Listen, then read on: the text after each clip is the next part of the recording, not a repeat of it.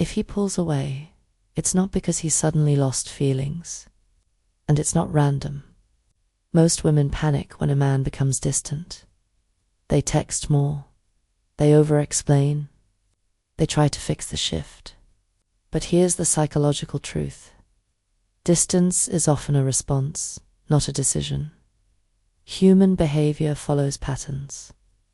When emotional intensity rises too quickly, attraction can drop just as fast. Not because he doesn't care, but because certainty removes tension. And tension is what creates desire. If you've ever felt him slowly detach after things felt too good, you weren't imagining it. The dynamic changed. So what actually triggers that shift? Why does closeness sometimes create distance? And why do some women experience this pattern over and over again? To understand that, you need to understand the psychology behind pursuit, power, and emotional investment. Here's the psychological fact no one talks about. People value what feels scarce.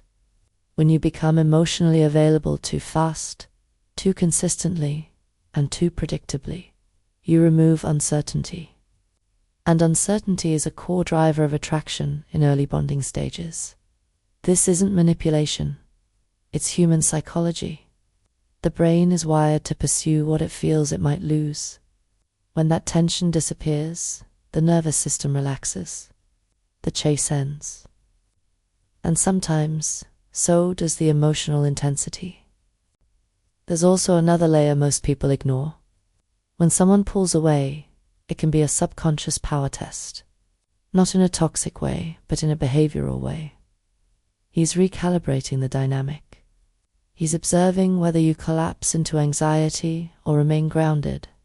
If you over-pursue, over-text, or demand reassurance, you communicate fear of loss. And psychologically, fear reduces perceived value. But when you stay composed, when you don't react impulsively, when you continue focusing on your own life, you signal emotional security. And security is powerful. Often, him pulling away isn't rejection. It's information. It reveals the emotional balance of the connection. It exposes who is more attached.